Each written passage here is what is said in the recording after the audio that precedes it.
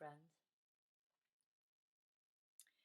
It just wouldn't be right to let the autumnal equinox pass without saying a few words. Wow, so much has changed in a year. It certainly has for me. Um,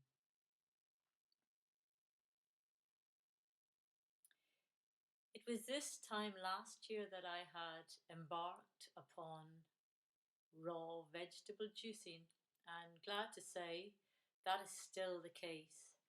Um, I still have a few naughties in there. There's still a few sweet things get in the way.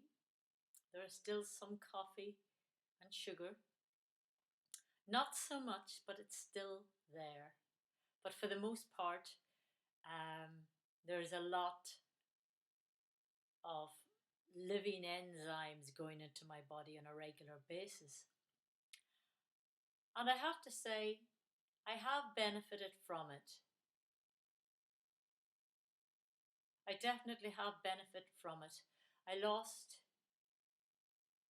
20 pounds in weight in the process. I put back on 4 pounds over that time. Um, so I'm regularly at eight stone 2 pounds. Can't remember how many pounds that is actually, but there's 14 pounds to a stone. So I'll let you work it out for yourself. Anyone who should wish to. Now, what I wish to talk about today is death, or rather, not death, for there is no such thing as death.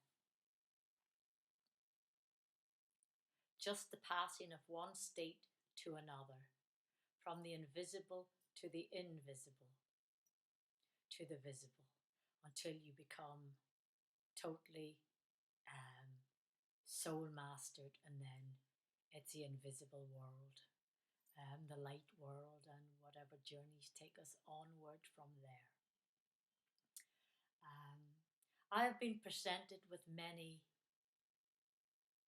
challenges in this lifetime, and I've been rewarded with some phenomenal occurrences and tests. I was looking back and thinking of some of the phenomenal things that have happened to me, the things that were shown to me. I'll give a few examples, like being presented with someone who was possessed with a dark spirit, um, and having to exercise to use the power of my loving energy over this entity for several hours until the entity had to leave the body of this other person. I've had a little bird in the middle of a city, Portsmouth, just dropped straight out of the sky, straight at my feet, dead, feet in the air, eyes rolled in the head. Out of nowhere. So I picked it up. I held the little bird in my hands. I kept telling it I loved it. I kept breathing between my hands. I had it cupped in my hands, but I kept breathing into the space in between, just telling it over and over again that I loved it. And within 5 minutes or a few minutes, that little bird's heart was beating again. It came back to life. And then I had a problem because I didn't know what to do with it now that I had brought the little bird back to life. So since I was on my way to a children's, what do you call it? Kindergarten, I guess, or preschool, and or a friend's little girl was attending, And I asked them there, would they um, ring, what do you call it, the was going to say the YMCA. My head's gone. Uh, what do you call it? Anyway, animal sanctuaries, and no one would accept the bird. So I put the bird on a chair in the back um, garden or yard of this place, and then I didn't feel comfortable doing that. I thought the bird's disorientated, so maybe a cat could get it or something. So I took the little bird and I carried it with me. I just thought, well, what else can I do? So I took the little bird and just held it in my hands, kept talking to it for about an hour. And then it seemed very much together at that point because it did a little poop in my hand.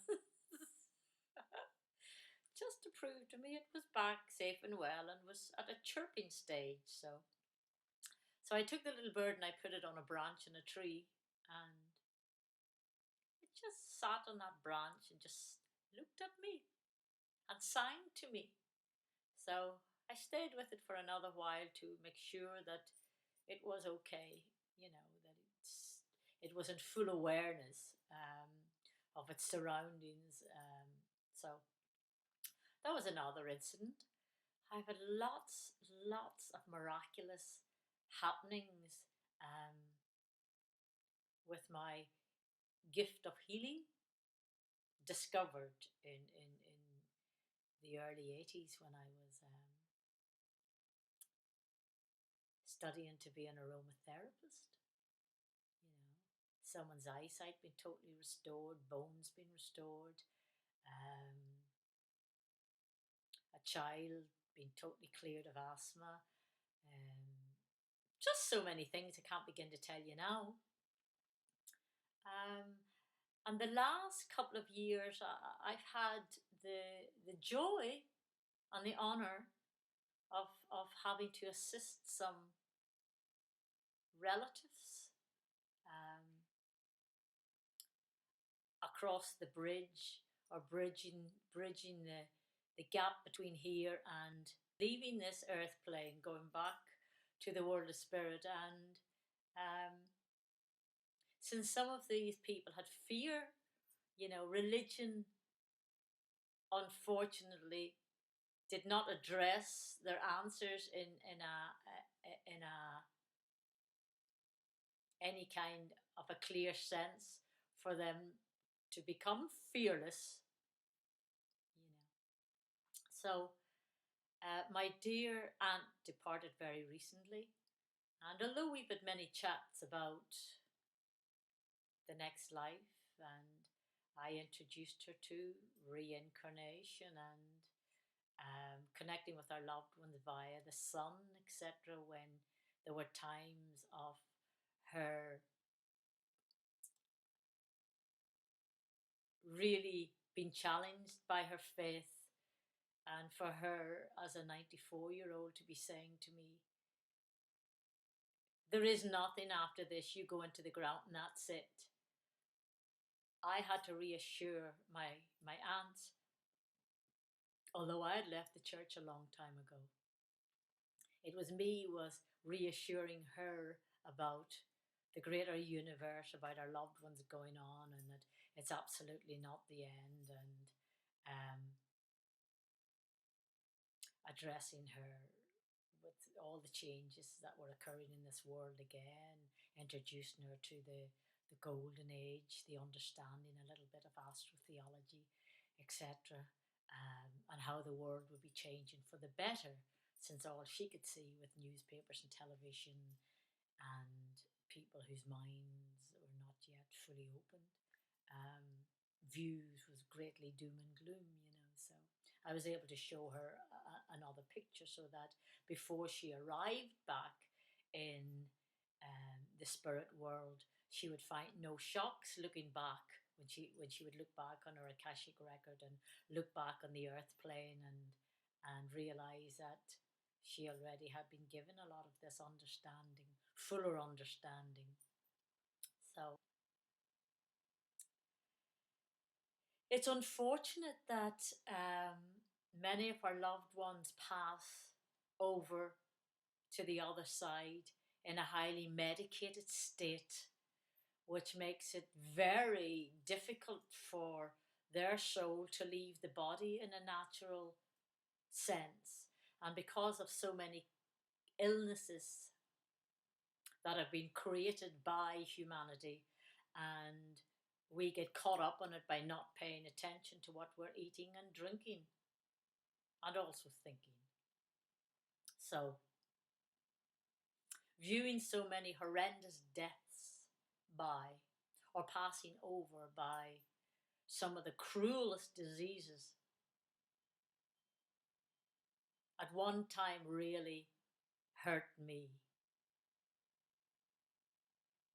It almost destroyed me watching loved ones dying of cancer. And in many respects, it was my wake up call as well to address my own diet, to address, to, to expand my mind even further. Um, but to be able to assist friends and loved ones over to the other side has been an absolute honor, because when they can't, when they're disorientated, I know it's one thing for them, for their soul to be going up and down their timelines and into the spirit world and here and back and forward and transiting and doing all sorts of things anyway. But besides that, where there is drugs and lots of medication involved, there's a lot of disorientation as well. So, this can bring up an awful lot of fear of where they're going, fear of letting go, and the complete confusion of um, being pumped full of medication, really. So to be able to keep talking, to be able to keep channeling healing energies in, to keep assuring them, reassuring them about their loved ones, about the next life, and assisting bringing their energy vibration up to the level needed for the soul to depart the body. I was actually asking some of the staff in the hospital, do you give your patients DMT? And nobody seemed to know what I was talking about. Dimethyltryptamine. I was asking, does morphine have dimethyltryptamine in it? Why are you not giving your patients something which will flood them in DMT, which allows their soul to leave the body? Instead, what I've witnessed is them being fed oxygen from one side to keep them alive and being slowly pumped massive amounts of painkillers, and increasingly so from the other side. So keeping you alive and poisoning you at the same time. It's just madness. You know, never let it be that I ever go into hospital. Touch wood, that I should ever have to pass over into the spirit world from being in a hospital.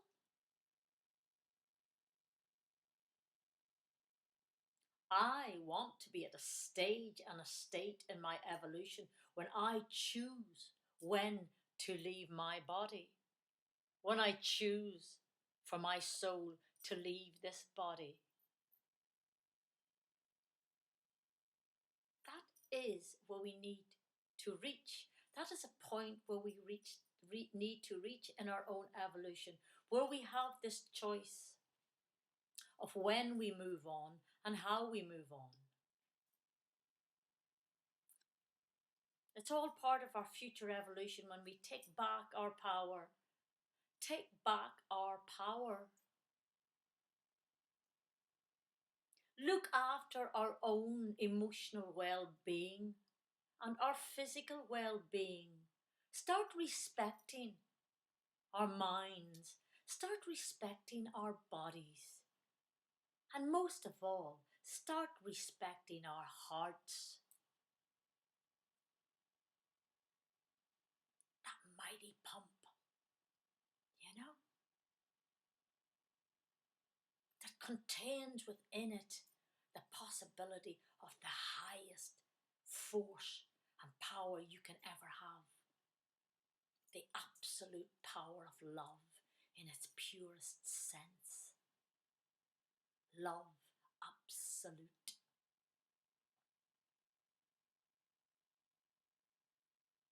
And our third eye, the seat of our soul, in between center point,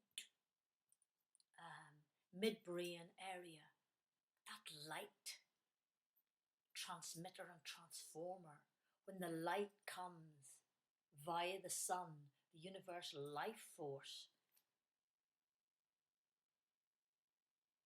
connecting us very powerfully with all that is, with the, the absolute beautiful stream of consciousness here and there. We really must start paying attention to what is important. The material world and the physical world is not important. It is just the means by which we learn how to evolve our soul to its highest degree, to its highest human potential before we return to the greater. Now, since my dearest aunt has departed,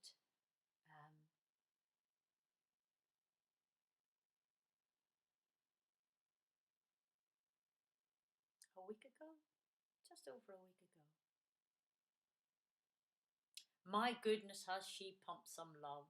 She was told by me before she left, the week before she left, while she was still very consciously aware. She was told by me, when you pass over to the greater, the heavenly realm, the much more beautiful place than here, where there's no need for wheelchairs, where you will be free from pain. She was instructed to blast her love through that sun to let me know she had arrived safely and that she understood my words. Well, my goodness, the morning of her funeral, which was last Sunday,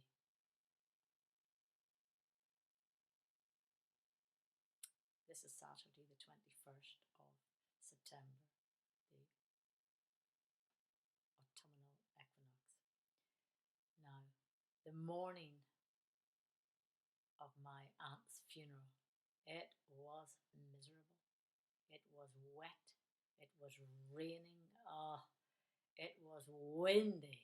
Really, really stormy.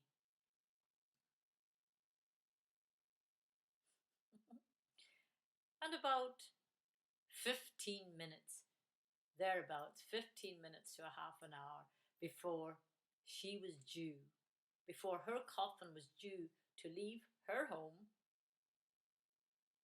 for the walk down the road about half a mile to the church, the sun blasted through, beaming away really powerfully, the whole way through the service and at that grave.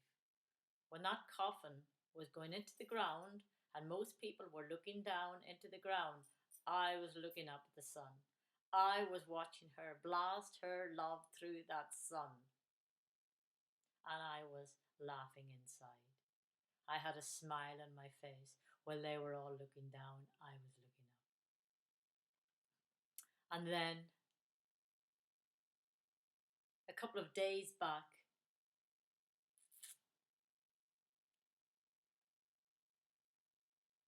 I was driving up my driveway, laneway driveway, um, and this little bird was bouncing along, hopping along in front of the car. So I had to drive. Well, I have to drive very slowly anyway. Hopping along and stopping and looking back at me. Hopping along a little more, stopping, looking back at me. Hopping along. This went on for some time. And I had to laugh. Again, another sign from my aunt. Because I was relaying to her not a very long time ago how a little robin would often hop up the lane, the driveway in front of my car. And that's, um, well, I knew it was someone from spirit. Now my Aunt Mary, when I first mentioned this to her, she said instantly, "That's your mother," which was her twin sister. Now, I always had a feeling that this was my mother. I knew it was someone, uh, um, some mother figure. You know, when the robins appear, usually it's a mother figure, a mother, a grandmother, a loved one on the feminine side. But I had never told her that I was sure it was my mother. But when she said it, that's when I told her, yeah, I believe so.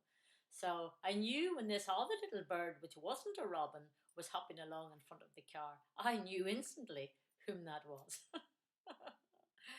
It's amazing how it works when we start paying attention. It's actually quite a magical world, and the universe is working with us and complementing us at all times when we start to pay attention. So I just hope more people will start to really pay attention. Now, the other thing I want to say about paying attention and being observant is I still find it quite shocking actually that when visiting care homes and hospitals, that what the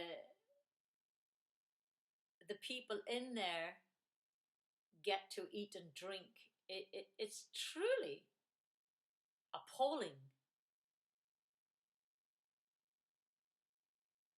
I see aspartame everywhere. I see, what do you call it? Those NutraSweet things, sweeteners that they put in the tea and not sugar at all. You know, I don't advocate any sugar, although I still take some brown sugar. I wouldn't advocate white sugar either, but Canterel, that's it. Canterel. And all sorts of foods that have absolutely no nutritional value whatsoever. And all these terrible dilute orange drinks, dilute black currant, all these drinks that have aspartame in them. This is not doing these people any good at all. When are the care homes and the hospitals going to introduce raw vegetable juicing or raw fruit juicing? When are you going to introduce this necessary part of healing? To assist someone to get better, you have to give them food that has some kind of nourishment therein.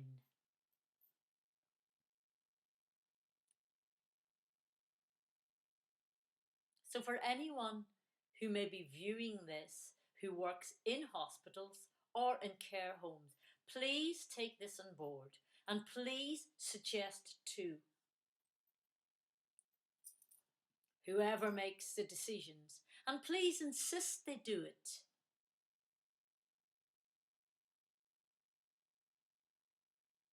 We need to help each other. And the other thing I would like to suggest is that you allow more complementary or alternative therapies into your homes and hospitals. It is time.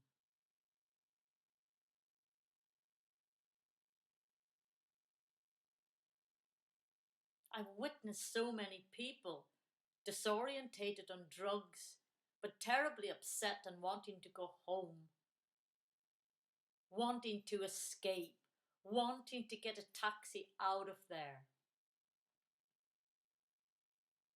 Now, that is quite heartbreaking. I will never allow myself to ever be in a state where I would be put in one of these places. Goodness gracious. For those who have no choice, bring them in singing bowls. Bring them in something that's going to help their vibration. Make their experience something better rather than just sitting in a chair and not being allowed to move until you're told you can move. I know the staff and everything are doing their best, but there's always better ways. There's always better ways. I would wish to be allowed to bring singing bowls into some of these homes. I would do it voluntarily.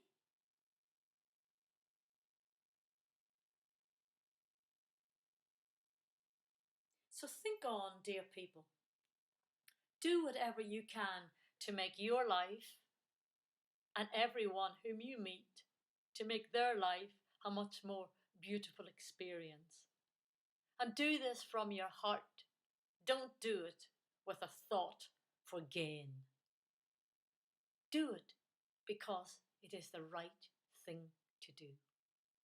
Now, wishing you all a very beautiful and happy equinox. I hope you have a very special day and an extra special evening. Namaste.